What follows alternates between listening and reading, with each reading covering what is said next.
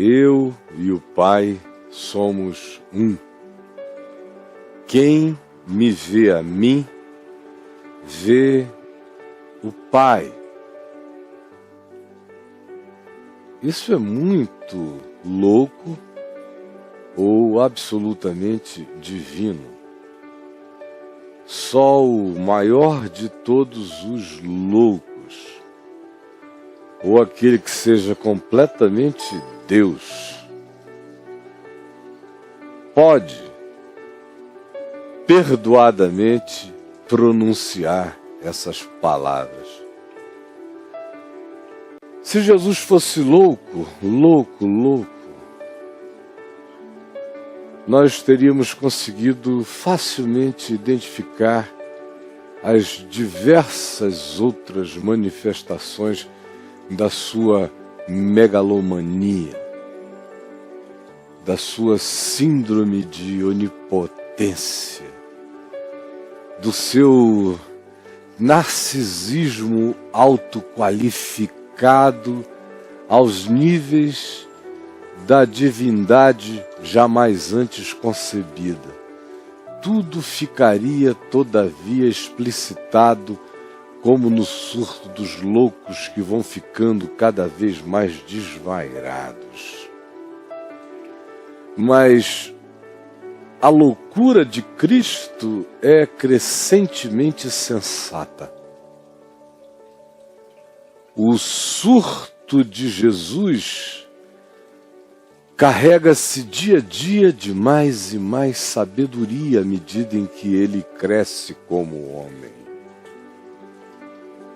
A loucura que se expressa aos 12 anos de idade, quando ele,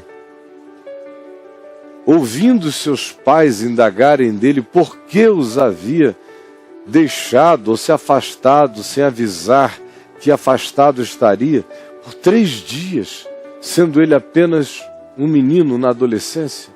E a resposta dele foi: não sabias que a mim me cumpria estar na casa do meu pai?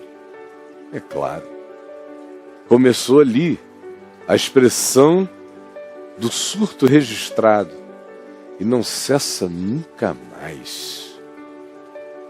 Vai crescendo, vai se avolumando, as afirmações vão ficando cada vez mais contundentes. Até esse ponto incomparável no qual ele diz: eu e o Pai somos um. Quem me vê a mim, vê ao Pai. E ele chega nesse estado e nesse ponto em que nos encurrala.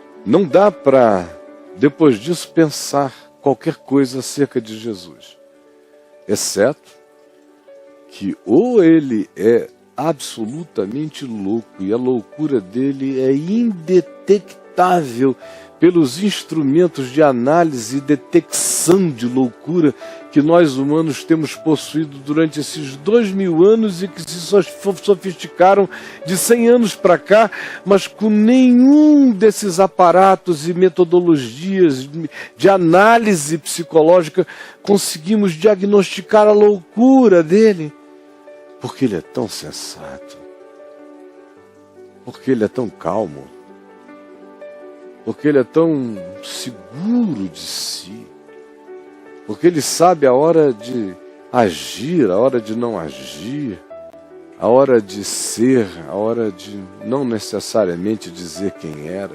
Ele sabe como chegar, ele sabe como sair, a pertinência dele é total, a liberdade dele é gentil. O poder dele é humilde de coração. A sinceridade dele não é sincericida. Ele tem todos os elementos de autopreservação. Ele sabe quando sair, quando fugir, quando se esconder, quando não aparecer, quando não é conveniente, quando parar de falar, quando falar baixo.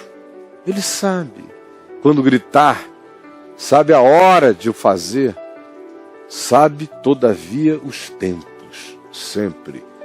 Com pertinência, com propriedade, com inteligência sábia, de tal modo que os filósofos dedicaram-se a entenderem a doença de Jesus.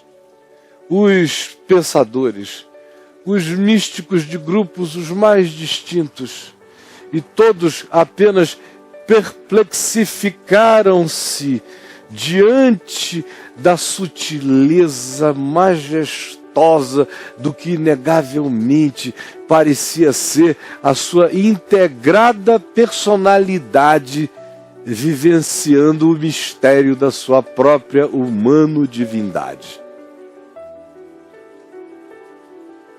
É muito doido isso, porque não dá para fazer um degradê entre Deus e doido na vida de Jesus.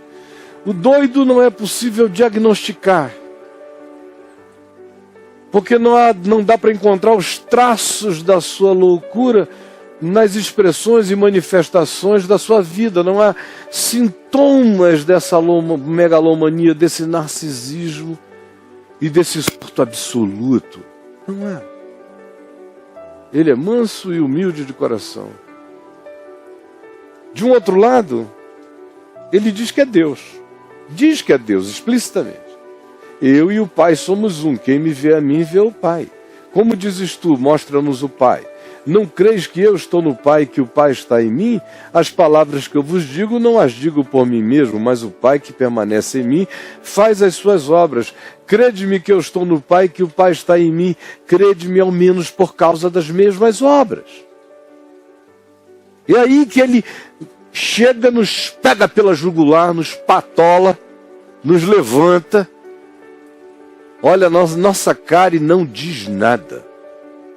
A gente é que tem que dizer quem ele é. Ou ele é o doido, ou ele é Deus. Porque entre o doido e Deus não sobram alternativas, Jesus não deixa.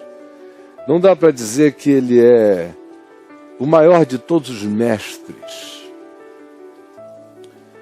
Senão ele teria que ser antes chamado de o maior de todos os estelionatários e doido. Porque ele diz, eu e Deus somos um. Quem me vê a mim, vê o eterno. Eu sou antes dos tempos eternos, sou antes da fundação do mundo. Antes que o vosso pai Abraão existisse. Bem antes, eu sou. Não dá para dizer que ele é um mestre de sabedorias. Ele está liquidado entre Deus e doido. Mestre, não. Estelionatário, mentiroso e doido. Mas onde estão os sinais da sua loucura? Mestre, portanto, não. O espírito mais iluminado estaria tendo ainda um surto de megalomania de luz. Porque o mais iluminado recebe a sua luz de um outro. O mais iluminado não diz, eu sou a luz do mundo. O mais iluminado não deixa claro que ele e a luz absoluta são a mesma realidade. E não se trata como se tivesse vindo ao mundo e iluminado todo homem. Não. O espírito mais iluminado estaria ainda mergulhando numa megalomania, porque estaria convencido de que ele era o autor da própria luz, portanto, estaria fazendo uma confissão de divindade. O mais iluminado não dá. Estaria enganado sobre si mesmo, e se estivesse enganado a seu próprio respeito, como poderia ser o mais iluminado dos espíritos? Não, não dá. Um dos profetas também não dá. Qualquer um dos profetas que tivesse dito, eu e o Pai somos um, não teria sobrevivido. Você pode imaginar? Abraão dizendo, eu e o Pai somos um. Noé. Você pode imaginar Moisés dizendo: eu e o Pai somos um. Só se fosse para a gente sair correndo de Deus. Davi: eu e o Pai somos um, mas não deixe a sua esposa com ele sozinha há muito tempo. Não dá, Davizinho? Quem? Isaías. Lindo, doce, erudito, maravilhoso. Mas Isaías era um homem como eu, como você. Acordava todo dia com as mesmas radicais humanidades e as visceralidades intestinas da sua própria relatividade. Quem? Nenhum deles, nenhum. Eu e o Pai somos um. Se ele não é o doido, só nos sobra vê-lo como Deus. Eu e o Pai somos um. Como dizes tu, mostra-nos o Pai. Não crês que eu estou no Pai e que o Pai está em mim? As palavras que eu vos digo, não as digo por mim mesmo, mas o Pai, que permanece em mim, ele faz as suas obras. Crede que eu estou no Pai e que o Pai está em mim. Crede, ao menos, por causa das mesmas obras.